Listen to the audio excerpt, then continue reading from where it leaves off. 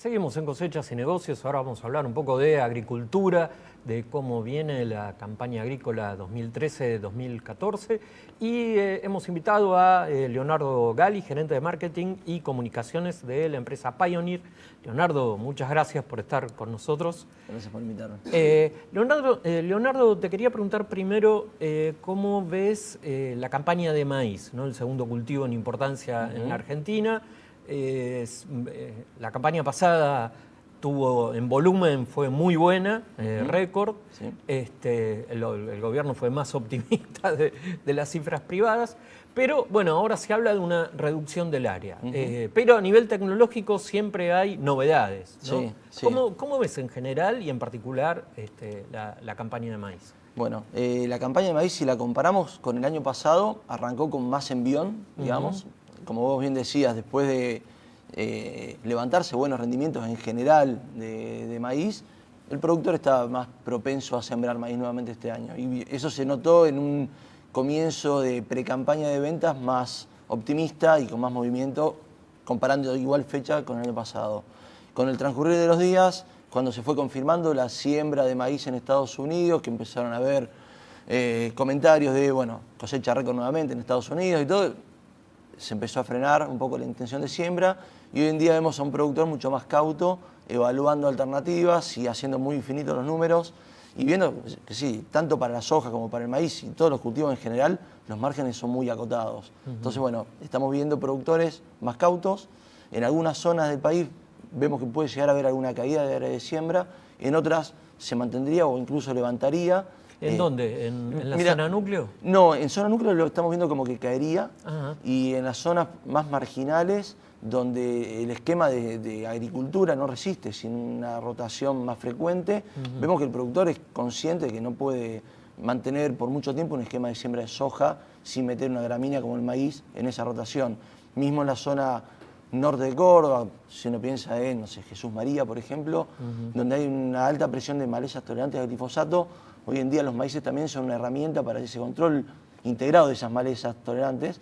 Entonces, el maíz, por rendimiento, que da un buen margen y a su vez como estrategia de control de malezas, es una pieza clave en ese esquema de rotación. Claro, porque todo este fenómeno que se viene dando en los últimos años de malezas que, bueno, no nuevas, pero digamos... Sí, que se tornan que tolerantes. están creciendo y ahora hay que prestarle más atención. O sea, el maíz cumpliría esta función de bueno, ser una solución indirecta de alguna forma. Exactamente. Vemos que, como siempre se dijo, ¿no? La rotación de cultivos te permite, por un lado, mantener el suelo en mejores condiciones por aporte de materia orgánica o de otra estructura de raíces en el suelo y agregado del suelo.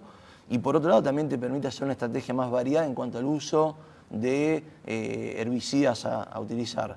Y a momentos en los cuales tenés cubierto el campo, a veces en invierno, a veces en verano, otro aporte de rastrojo, de cobertura. Entonces, siempre se viene viendo que sea maíz, sorgo, soja, trigo, son herramientas sumamente útiles para pensar en una agricultura sustentable y continua.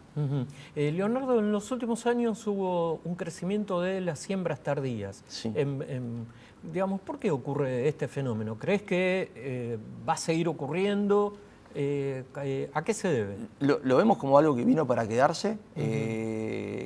Lo que vemos con buenos ojos es que antes, no muchos años atrás, si a uno se le pasaba septiembre, octubre para sembrar el maíz, ya directamente pasaba soja y el maíz pasaba para el año siguiente. Hoy en día, dentro de este esquema de planificación de rotación, se está teniendo en cuenta esta siembra tardía, tal vez ya planificada de maíz, hablando de diciembre, o que si se pasa la fecha óptima de siembra de septiembre-octubre, el productor directamente dice, bueno, postergo la siembra hasta diciembre para nuevamente contar con buenas condiciones climáticas para esa siembra. ¿Qué pasó? Mucho de genética, muchos de eventos biotecnológicos que permiten sembrar el maíz con mucho más seguridad en esas siembras de diciembre, tanto por perfil sanitario como por tolerancia a insectos y a su vez estabilidad de rendimientos.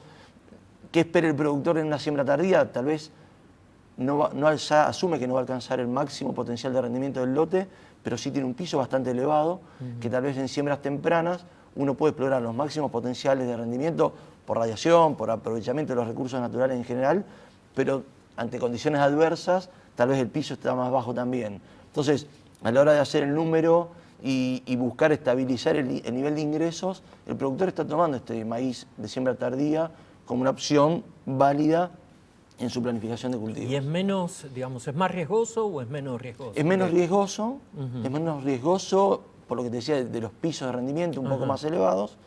Sí está asumiendo ahorros por un lado y otros costos por el otro. Por lo general las siembras tardías llevan algo menos de semillas a la siembra, no por ello menos tecnología de maíz, porque sí se necesitan materiales de buen perfil sanitario y de tolerancia a insectos. Por lo general se fertiliza menos porque en diciembre ya tenés más disponibilidad de nitrógeno, porque el suelo es como que suelta más ese nitrógeno, pero sí por lo general la cosecha se hace en época de otoño avanzado o invierno, por lo cual es muy difícil cosechar ese maíz con 14 de humedad. Por lo general está terminando pagando una secada y hasta puede llegar a tener algún daño la calidad de ese maíz que queda en pie tanto tiempo buscando secarse en un otoño que si se hace llovedor puede afectar un poco esa calidad. Pero bueno, dentro del balance hay productores y hay zonas puntuales donde forma parte de la estrategia de diversificación de riesgos. Leonardo, en los últimos años hubo muchos eventos biotecnológicos en maíz. Las empresas, la industria pudo incorporar todo el avance científico, digamos, a diferencia de la soja, ¿no? de lo que vino ocurriendo con la soja. ¿Cuáles son las nuevas fronteras del maíz o cómo está resultando esta respuesta de estos nuevos maíces con más genes incorporados? Bien, desde Pioneer te puedo decir, nosotros creemos que cada campo y cada situación productiva tiene una necesidad distinta. Por eso buscamos siempre de ofrecer opciones varias, a veces en la misma genética, con distinta cantidad de genes apilados para que ningún productor pague de más por una tecnología que no está requiriendo. Entonces, que trate de optimizar la inversión de acuerdo a los eventos biotecnológicos que sí necesita. ¿Qué es lo que vemos que sí permitió esta incorporación de mejoramiento biotecnológico? Apilar genes que dan tolerancias cruzadas a herbicidas, a insectos, combinar modos de acción, y hoy en día la carrera es por conseguir cada vez mejores eventos que cubran el mayor espectro de insectos, por ejemplo, que den esa tolerancia, que se mantenga en el tiempo, acompañándola de un manejo integrado de plagas. No pretendemos que todo lo resuelva la biotecnología, sí que de un fuerte soporte y un buen piso.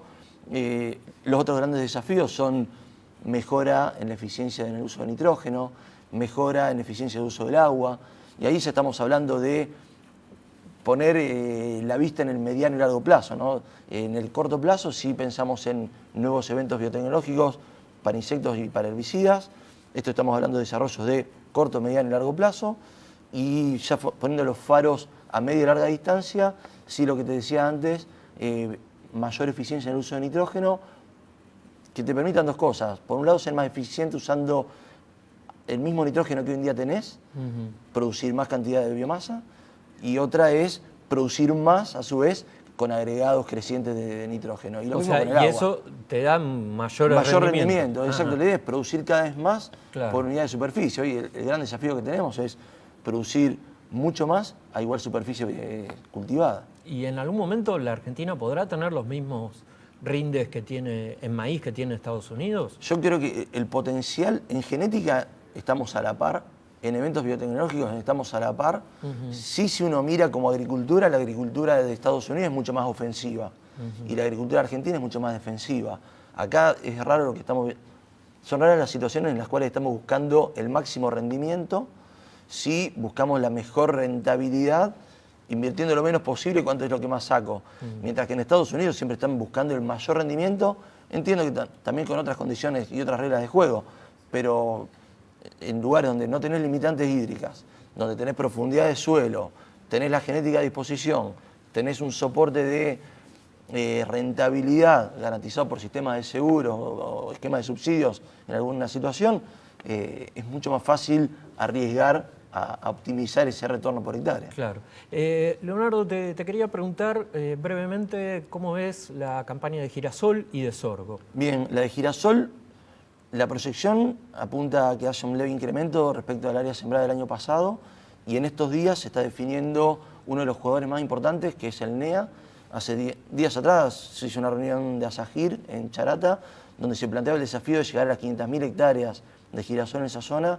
Creemos que el potencial está, ahí siempre estamos dependiendo de la lluvia y hoy se estaban registrando algunas lloviznas en la zona, hay lluvias pronosticadas para esta semana, que de confirmarse y de caer la cantidad de milímetros que estamos necesitando ahí, se estaría confirmando sí, una muy buena siembra en el NEA y después faltaría que se termine de dar la siembra en el oeste bonaerense y en el sur, que la proyección de ventas estamos viendo que es muy buena también y como rentabilidad de cultivo la estamos viendo muy atractiva. Y lo que es sorgo, el sorgo siempre acompaña mucho la tendencia del maíz. Es el hermanito que se cuela tal vez en aquellos ambientes que no te pagan la inversión que sí requiere un maíz, pero sí que creemos que también el productor que lo hace apunta a la estabilidad y a la rotación con gramíneas. Entonces, la vemos que tiene un buen desarrollo, no creemos que vaya a incrementar mucho el área de siembra del maíz respecto al año de sorgo y que eso le vaya a quitar hectáreas al maíz. Estamos previendo una siembra similar a la del año pasado. Bien. Bueno, Leonardo Gali, gerente de marketing y comunicaciones de Pioneer, gracias por estar con nosotros y los espero a ustedes la próxima semana en Cosechas y Negocios.